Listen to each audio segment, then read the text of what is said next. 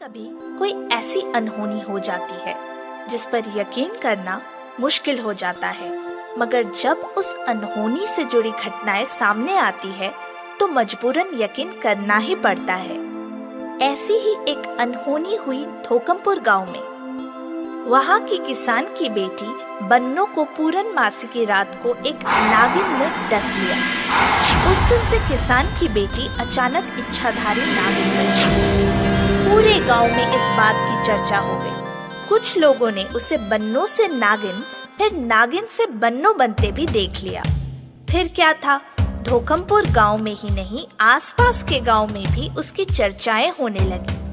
लोग आकर उसकी पूजा करने लगे, उसे दूध, फल, मिठाइयाँ चढ़ाने लगे। इच्छाधारी नागिन की जय। नागिन देवी जी, ये मेरी तरफ से दूध स्वीकार कीजिए। काका, आपकी इच्छाधारी नागिन बेटी से कहकर मेरी इच्छा पूरी करवा दीजिए। नागिन बिटिया कह रही है, कहो क्या इच्छा है तुम्हारी? मेरी बीवी की बाहर फैलाई साड़ी चोरी हो गई है, प्लीज मिला दो। उधर तुम्हारे पड़ोसी की छत पर जाकर अटक गई है, निकाल लो। क्या?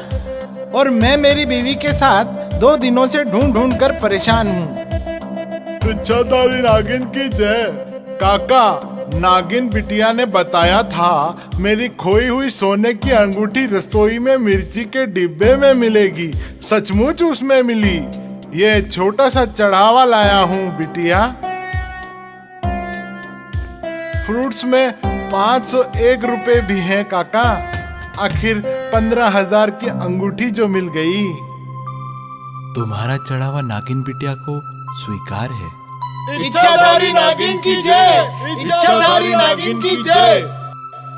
गांव के जमींदार को जब इस बात का पता चलता है तो वो उन्हें अपने घर बुलाता है, पर बन्नो के किसान पिता उसके यहाँ जाने से मना कर देते हैं। तो जमींदार को गुस्सा आ जाता है और वो अपने आदमियों के साथ जाता है और जबरदस्ती बन्नो को पकड़ लेता है। ये देख बन्नो का पिता मना करता है, पर जमींदार नहीं मानता है और अपने आदमियों से कहता है, इसने हमारा कहना नहीं माना। देख क्या रहे हो, खींचते हुए ले चलो इस लड़की को।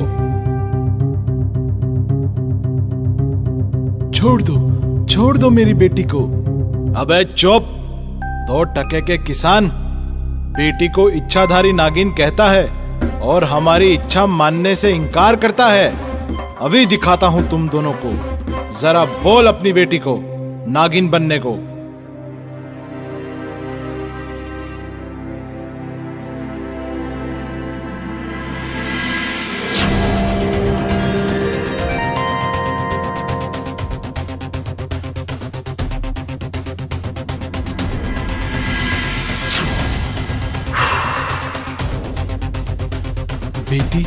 बेटी, तुम ठीक तो हो? नहीं, ये तुम्हारे जमींदार काका हैं। इन्हें कुछ मत करना।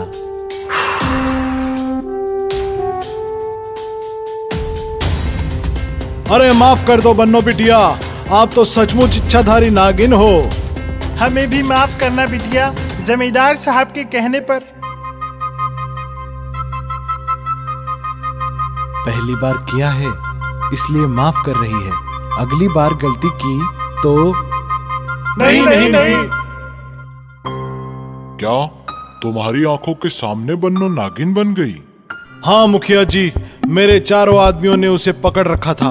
पलक झपकते ही देखा चारों के हाथ से बन्नो रानी गायब थी और उसकी जगह चारों ने लंबी सी नागिन पकड़ रखी थी। वाह, ये नजारा हम अपनी आंखों से देखेंगे। उन्हें हमारे घर बुलाओ। मैंने भी यही गलती की थी, नहीं आए। वो आएगा।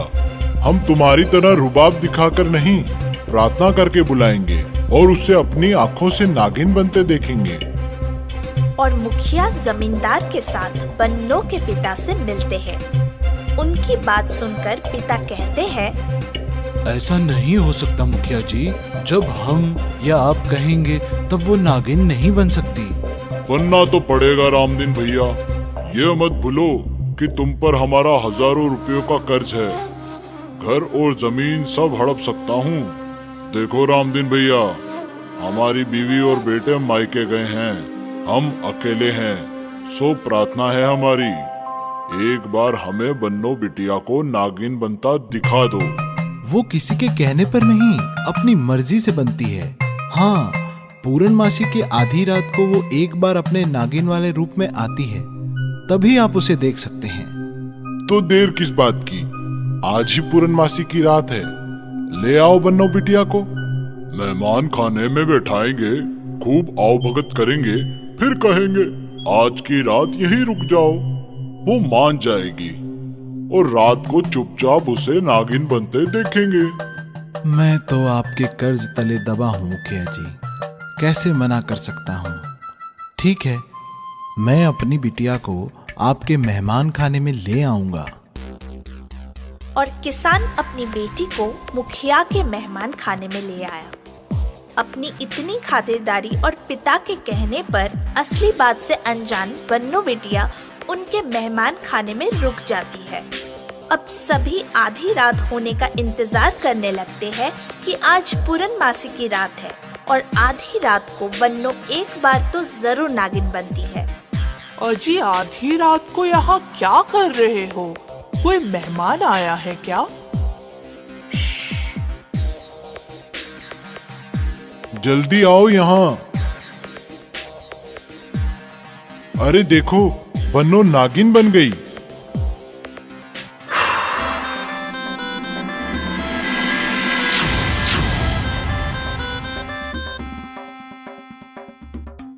नागिन कहाँ गई? नागिन कहाँ गई? बेटी, बेटी, तुम ठीक हो? अरे ये तो वापस बन्नो बन गई। आपने चिल्लाना नहीं चाहिए था। अगर इतनी जल्दी में रूप बदलने में मेरी बिटिया पागल हो जाती तो, इसकी मृत्यु हो जाती तो। माफ करना रामदीन, माफ करना। हमने तो सुना ही था बन्नो इच्छाधारी नागिन बन गई है, आज देख भी लिया। ऐसा कैसे हो सकता है? उसका शक गहराता गया और वो चुपचाप इच्छाधारी नागिन और उसके पिता के पीछे लगा रहा। और अगले ही पूर्णमासी के दिन वो बड़े ही आइडिया से नागिन और उसके पिता को फिर अपने घर ले आया। दोनों बाप बेटी बैठे ही थे कि उसने उसके बन्नो के पिता का बम्बू, जो हमेशा वो अपने हाथ में रखते हैं, चुपचाप छुपा दिया और बन्नो को उसी मेहमान खाने में छोड़कर अपने मुखिया पापा, जमींदार, माँ सभी को बुलाकर दिखाने लगा कि देखो, आधी रात होते ही बन्नो कैसे नागिन बनती है। मगर आधी रात के बाद का एक पहर बीत गया, पर बन्नो ऐसे ही बेड पर बैठी रही। वो बार बार अपने पिता की ओर देख रही थी।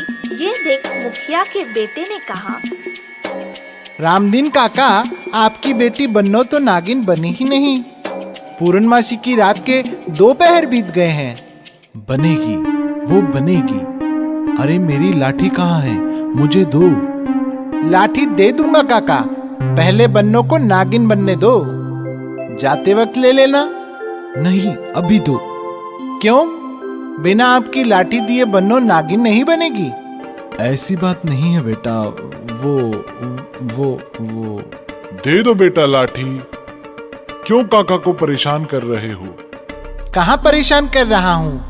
मैंने तो कहा बन्नो नागिन बन जाए तो दे देता हूँ। हाँ, लेकिन बिना लाठी दिए बन्नो नागिन बन ही नहीं सकती। क्यों काका? क्योंकि लोगों का ध्यान बटाकर जो नागिन आप सबके सामने लाते हो, वो तो इस लाठी नुमा बम्बू में बंद है।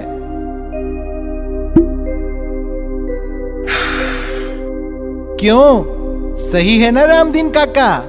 क्या मतलब बेटा? जमींदार काका, आपने शायद नोट नहीं किया, बन्नो तब नागिन बनती है जब जब लोगों का ध्यान किसी न किसी तरह उस पर से भटक जाता है। जब आपके आदमी बन्नो को पकड़कर ले जा रहे थे, तब झाड़ी वाली पगडंडी पर पहुंचते ही बन्नो को रामदीन काका ने इशारा किया और बन्नो आपके आदमियों के हाथ से छूटकर झाड़ियों में भाग गई, जबकि काका ने अपनी इसी बम्बू से इस नागिन को निकालकर आपके आदमियों पर फेंक दिया। आप लोग समझे बन्नो नागिन बन गई।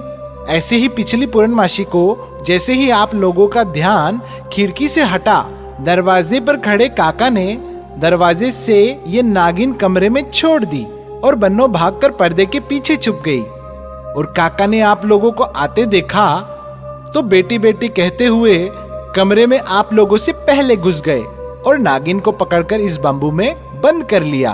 और पर्दे के पीछे छिपी बन्नो को आप लोगों ने देखकर समझा नागिन वापिस बन्नो बन गई। इतना बड़ा धोखा पूरे गांव के साथ? नहीं नहीं मुखिया काका, मेरे पापा को कुछ मत कहना। मेरे पापा पर आपका और दूसरों का बहुत कर्ज था।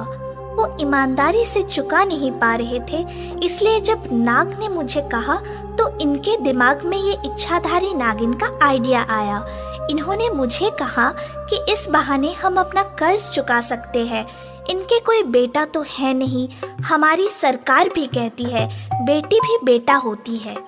तो मैंने एक बेटे की तरह अपने पिता का कर्ज चुकाने के लिए इनका साथ दिया। अपने पापा का साथ देना मेरी धोखेबाजी नहीं, मेरी जिम्मेदारी थी जो मैंने निभाई। वाह बेटी वाह, बेटी हो तो ऐसी जिसने अपनी फिक्र ना करके अपने पिता के प्रति अपनी जिम्मेदारी निभाई। ऐसी ही जिम्मेदार बहू की हमें तलाश थी।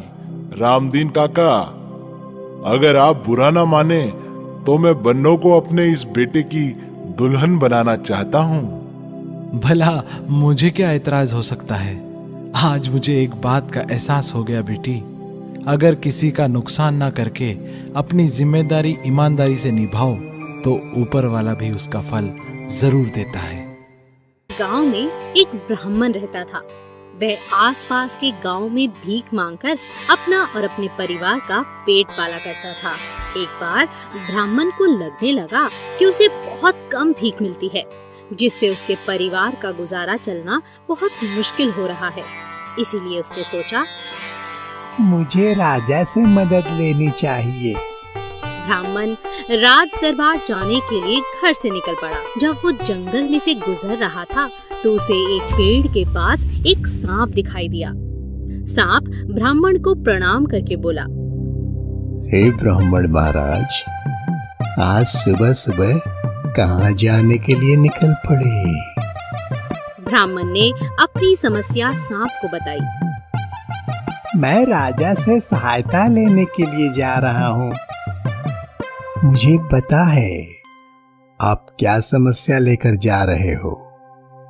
तुम्हारे घर में इस समय बहुत गरीबी छाई हुई है, इसलिए राजा से मदद लेने जा रहे हो।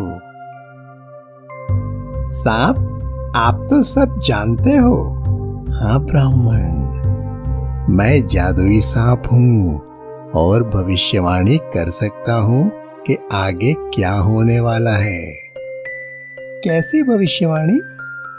हे ब्राह्मण महाराज, मैं तुम्हें एक भविष्यवाणी सुनाता हूँ। तुम वो राजा को बता सकते हो, लेकिन मेरी ये शर्त है कि राजा से मिलने वाले धन में से आधा तुम मुझे दोगे। ब्राह्मण ने शर्त मान ली। राजा से कहना कि इस साल अकाल पड़ेगा, इसीलिए प्रजा को बचाने के लिए जो भी उपाय करना हो कर लेना। ब्राह्मण ने सांप को धन्यवाद दिया और राज दरबार के लिए रवाना हो गया। अगले ही दिन ब्राह्मण राज महल पहुंच गया। राजा से कहो एक ब्राह्मण आया है जो भविष्यवाणी करता है। राजा ने ब्राह्मण को राज दरबार में बुलाकर पूछा, बताओ, तुम भविष्य के बारे में क्या जानते हो? ब्राह्मण ने सांप द्वारा की गई भविष्यवाणी राजा को सुना दी। राजा ने भविष्यवाणी सुनी और कुछ धन देकर ब्राह्मण को विदा कर दिया। वापस लौटते हुए ब्राह्मण ने सोचा, यदि सांप को आधा धन दिया तो मेरा धन जल्दी समाप्त हो जाएगा। इसीलिए ब्राह्मण रास्ता बदलकर अपने गांव चला गया। भविष्यवाणी के अनुसार बहुत बड़ा अकाल पड़ा। लेकिन राजा ने पहले से ही जानकारी होने के कारण बहुत से इंतजाम कर दिए थे, इसीलिए प्रजा को कोई समस्या नहीं हुई। 1 साल बीत गया। ब्राह्मण का धन धीरे धीरे खत्म हो गया और ब्राह्मण पुनः राजा से मदद लेने के लिए चल दिया। रास्ते में उसे फिर वही सांप मिला। अभिनंदन करने के बाद सांप ने फिर से ब्राह्मण से कहा, आधा धन देने की शर्त पर मैं तुम्हें एक भविष्यवाणी सुनाऊंगा। तुम मेरी भविष्यवाणी राजा को बता सकते हो। राजा से कहना, इस साल भयंकर युद्ध होगा, जो भी तैयारी करनी है कर लो। आधा धन देने का वादा कर सांप से विदा लेकर ब्राह्मण राज दरबार पहुंचा। राजा ने बहुत सम्मान के साथ ब्राह्मण का स्वागत किया और एक और भविष्यवाणी करने के लिए कहा, महाराज, इस साल एक बहुत भयंकर युद्ध होगा। आपको जो भी तैयारी करनी है अभी से कर लो। इस बार राजा ने ब्राह्मण को पहले से भी अधिक धन देकर विदा किया। अब रास्ते में फिर ब्राह्मण ने सोचा, यदि सांप मिला तो आधा धन मांगेगा। इतने सारे धन का आधा मैं उसे क्यों दूं? क्यों ना सांप को लाठी से मार दिया जाए। हाथ में लाठी लिए ब्राह्मण जब सांप के पास पहुंचा तो सांप खतरा भांपकर बिल में जाने लगा। ब्राह्मण ने सांप पर पीछे से लाठी से वार किया, जिससे सांप की पूंछ कट गई, लेकिन सांप जीवित बच गया। सांप की भविष्यवाणी के अनुसार इस साल राजा का पड़ोसी राज्य से भयंकर युद्ध हुआ, लेकिन पहले से ही बहुत अच्छी तैयारी होने के कारण राजा युद्ध जीत गए। 1.5-2 साल में ब्राह्मण का धन धीरे धीरे फिर से खत्म हो गया और उसके सामने फिर धन का संकट खड़ा हो गया। उसने एक बार फिर राजा से मदद लेने की सोची। एक दिन सुबह सुबह राज दरबार जाने के लिए नगर की ओर प्रस्थान किया। जंगल में पहुंचा तो ब्राह्मण सांप के आगे से नजर झुकाकर निकलने लगा। हे ब्राह्मण महाराज, इस बार मिलकर नहीं जाओगे? ब्राह्मण कुछ ना बोल सका और नजरें नीची करके खड़ा रहा। राजा से कहना कि इस बार राज्य में धर्म की स्थापना होगी, सब अच्छे काम होंगे, राजा और प्रजा सब सुख से होंगे। ध्यान रखना, जो भी धन मिले उसका आधा मुझे देकर जाना। ब्राह्मण ने आधा धन देने का वचन दिया और राज दरबार की ओर रवाना हो गया। राज दरबार में पहुंचने पर ब्राह्मण का विशेष स्वागत किया गया। राजा ने पिछली 2 भविष्यवाणियों के लिए ब्राह्मण को बहुत बहुत धन्यवाद किया और आने वाले समय के बारे में भी पूछा। महाराज, इस बार राज्य में धर्म की स्थापना होगी। राजा तथा प्रजा सुख और चैन की जिंदगी बिताएंगे। सब लोग अच्छा सोचेंगे और अच्छे काम करेंगे। राजा ने ब्राह्मण को बहुत सारा धन देकर विदा किया। गांव वापस लौटते हुए ब्राह्मण ने सोचा, जब राजा ने थोड़ा धन दिया तो वो 1 साल में समाप्त हो गया। जब ज्यादा धन दिया तो वो 1.5 साल में समाप्त हो गया। सांप से गद्दारी की वो अलग। इस बार मैं सांप का सारा हिसाब कर दूंगा। सांप के पास पहुंचकर ब्राह्मण ने सारा धन वहां रख दिया और सांप से 3 बार का धन लेने के लिए कहा। ब्राह्मण महाराज, जब अकाल पड़ा तो तुम रास्ता बदल कर निकल गए। जब युद्ध हुआ तो तुमने मेरी पूंछ काट दी, जिससे मेरा बहुत मजाक उड़ाया गया। अब राज्य में धर्म की स्थापना हो गई है। मैंने भविष्यवाणी की थी कि लोग अच्छे काम करेंगे। तुम भी धर्म के रास्ते पर आ गए हो। हम जंगली जानवरों को धन की क्या जरूरत। इस सारे धन को तुम ले जाओ, खुशी से जीवन बिताओ और किसी के साथ कभी भी धोखा मत करो। सांप को धन्यवाद देकर ब्राह्मण अपने गांव आ गया और उसने निर्णय लिया कि कभी भी अब किसी को धोखा नहीं देगा। लालच इंसान को भटका देता है, तो कभी लालच या धोखाधड़ी ना करें।